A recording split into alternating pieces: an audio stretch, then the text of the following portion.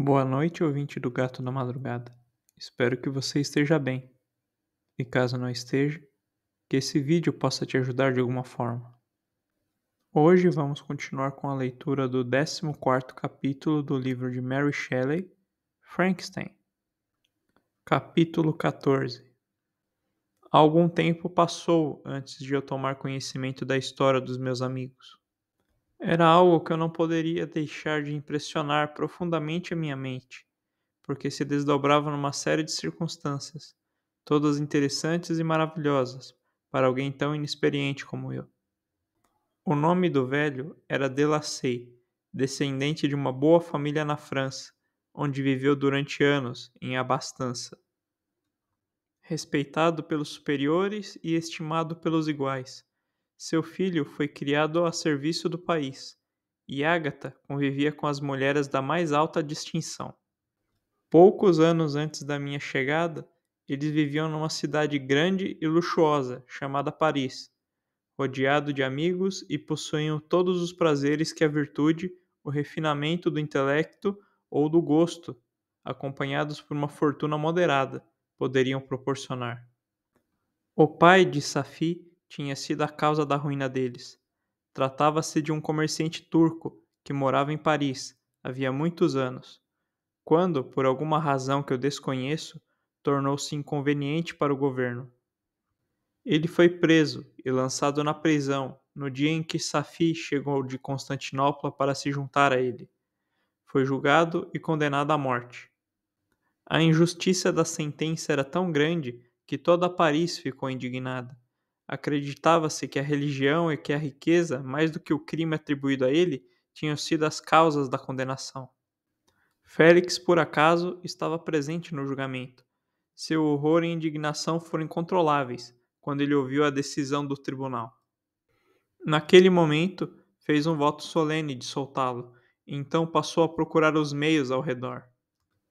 Depois de várias tentativas infrutíferas de conseguir autorização para entrar na prisão, encontrou numa parte desprotegida do prédio uma janela fortemente gradeada que iluminava o calabouço onde o infeliz maometano, acorrentado, aguardava em desespero a execução da bárbara sentença. À noite, Félix visitou a grade e deu a conhecer ao prisioneiro suas intenções em favor dele. O turco, maravilhado e encantado, tentou incentivar o zelo de seu libertador com promessas de recompensa e riquezas. Félix rejeitou essas ofertas com desprezo, mas quando viu a linda Safi, que tinha permissão para visitar o seu pai e que, por gestos, expressava a mais viva gratidão, o jovem não pôde deixar de acreditar que o cativo possuía um tesouro que a recompensaria plenamente o desgaste e o perigo que corria. O turco rapidamente percebeu a impressão que sua filha tinha causado no coração de Félix e procurou garantir mais inteiramente seus interesses com a promessa da mão dela em casamento, tão logo ele fosse levado a um lugar seguro. Félix era sensível demais para aceitar essa oferta, embora visse a probabilidade do evento como a consumação de sua felicidade. Nos dias seguintes, enquanto avançavam os preparativos para a fuga do comerciante, o zelo de Félix foi aquecido por várias cartas que ele recebeu dessa linda garota, que encontravam meios de expressar seus pensamentos na linguagem de seu amado, com a ajuda de um velho criado de seu pai, e compreendia o francês. Ela lhe agradecia nos mais ardentes termos pelos serviços que ele pretendia fazer a seu pai, e ao mesmo tempo deplorava profundamente seu próprio destino. Tenho cópia dessas cartas, pois encontrei meios, durante a minha residência no casebre, de adquirir os instrumentos de escrever, e as cartas muitas vezes estavam nas mãos de Félix ou de Ágata. Antes de partir, vou dá-las a você, como prova da verdade da história que conto, mas no momento, como o sol já está bem enfraquecido, eu só terei o tempo de lhe repetir o conteúdo delas. Safi relatou que sua mãe era uma cristã árabe que foi raptada e escravizada pelos turcos. Admirada pela beleza, ganhou o coração do pai de Safi, que se casou com ela. A moça falava com entusiasmo e em termos elevados da mãe, que nascida em liberdade desprezava a escravidão, a que estava reduzida naquele momento. Ela educou a filha nos princípios de sua religião e a ensinou a aspirar a maiores poderes de intelecto, e uma independência de espírito que eram proibidas às seguidoras de Maomé. Essa mulher morreu, mas suas lições ficaram marcadas de forma indelével na mente de Safi, que adoecia com a perspectiva de voltar à Ásia e ficar enclausurada nas paredes de um harém, com permissão apenas para se ocupar de diversões infantis, mal adaptadas ao temperamento de sua alma, agora acostumada a grandes ideias e a uma nobre emulação pela virtude. A perspectiva de casar-se com um cristão e permanecer num país onde as mulheres podiam ocupar uma posição na sociedade era encantadora para ela. O dia para a execução do turco foi fixado, mas na noite anterior ele escapou da prisão e antes do amanhecer estava muitas léguas distantes de Paris.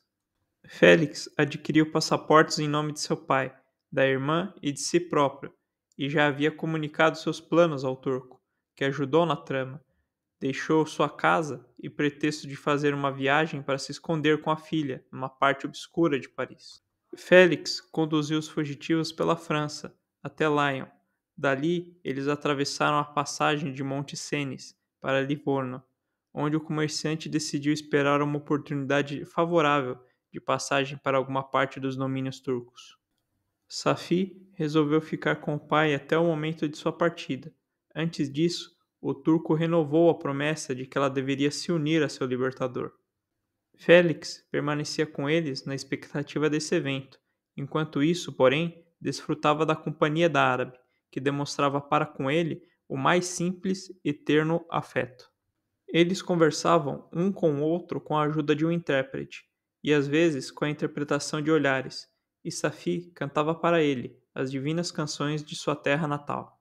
O turco permitia que essa intimidade ocorresse e encorajava as esperanças dos jovens enamorados, embora em seu coração tivesse formado outros planos. Ele detestava a ideia de que sua filha se unisse a um cristão, mas temia o ressentimento de Félix em caso de malogro, pois sabia que ainda estava em poder de seu libertador, que se quisesse poderia denunciá-lo ao Estado italiano em que se encontravam. Ele maquinava 1000 planos que lhe permitissem prolongar a farsa, até que não fosse mais necessário, para então secretamente levar a filha com ele quando partisse. Seus planos foram facilitados por notícias que chegaram de Paris. O governo da França tinha ficado muito enraivecido com a fuga daquela vítima, e não poupava esforços para detectar e punir o libertador. A trama de Félix rapidamente foi descoberta. Delacey e Agatha foram lançados na prisão. A notícia chegou até Félix e despertou-o de seu sonho de prazer. O pai cego e idoso e a gentil irmã jaziam num calabouço infecto, enquanto ele desfrutava de boa vida ao ar livre e da companhia daquela que amava. Essa ideia era uma tortura para ele. Rapidamente combinou com o turco que, se este encontrasse uma oportunidade favorável de escapar antes de Félix voltar à Itália, Safi permaneceria como interna num convento livorno. Assim, deixando a adorável árabe, correu para Paris e entregou-se à vingança da lei, na esperança de libertar Delacey e Agatha com essa atitude. Não deu certo. Eles ficaram presos 5 meses antes do julgamento, cujo resultado privou-os de sua fortuna e os condenou ao exílio perpétuo de sua terra natal. Eles encontraram um asilo miserável naquela casa de campo na Alemanha, onde eu os descobri. Félix logo soube que o turco, o enganador, por causa de quem ele e a sua família suportavam uma opressão tão inaudita, ao descobrir que seu libertador estava assim reduzido à pobreza e à ruína, tornou-se um traidor de bom sentido e na honra e abandonou a Itália com a filha, enviando insuficientemente a Félix uma migalha de dinheiro para ajudá-lo, como ele disse, em algum plano futuro de manutenção. Foram esses os acontecimentos que assolaram o coração de Félix e que o tornaram, quando o vi pela primeira vez, o mais infeliz de sua família. A miséria ele suportava, pois, embora essa aflição fosse a recompensa por sua virtude, vangloriava-se dela, mas a ingratidão do turco e a perda de sua amada Safi eram infortúnios mais amargos e irreparáveis. A chegada da árabe incutiu nova vida em sua alma. Quando as notícias de que Félix perdera riqueza e posição e que chegaram a Livorno, o comerciante mandou a filha não pensar mais no amado e se preparar para voltarem à terra natal. A natureza generosa de Safi ultrajou-se com essa postura. Ela tentou se queixar com o pai, mas ele a deixou com muita raiva ao reiterar sua ordem tirânica. Poucos dias depois, o turco entrou no apartamento da filha e lhe disse apressadamente que tinha razões para acreditar que a presença deles em Livorno fora divulgada e que ele logo seria entregue ao governo francês. Consequentemente, contratou uma embarcação para levá-lo a Constantinopla, cidade para a qual deveria navegar em poucas horas. Ele pretendia deixar a filha aos cuidados de um criado de confiança, para seguir depois, quando quisesse com a maior parte de seus bens, que ainda não tinha chegado a Livorno. Ao ficar sozinha, Safi decidiu em sua mente o plano de conduta que lhe convinha nessa emergência. Morar na Turquia era uma ideia abominável para ela. Sua religião e seus sentimentos eram igualmente adversos à ideia. Por meio de alguns papéis de seu pai que caíram em suas mãos, ela soube do exílio do amado e descobriu o nome do local onde ele morava. Hesitou por algum tempo, mas por fim formou sua convicção, levando em soma em dinheiro e algumas joias que lhe pertenciam. Ela saiu da Itália como uma criada nativa de Livorno, mas que compreendia a língua comum da Turquia, e partiu para a Alemanha. Ela chegou em segurança a uma cidade a cerca de 20 léguas da casa de Delacey. Então, a criada ficou muito doente. Safi cuidou dela com o mais dedicado afeto, mas a pobre moça morreu. A árabe ficou sozinha, sem conhecer a língua do país e ignorando os costumes do mundo, mas ela caiu em boas mãos.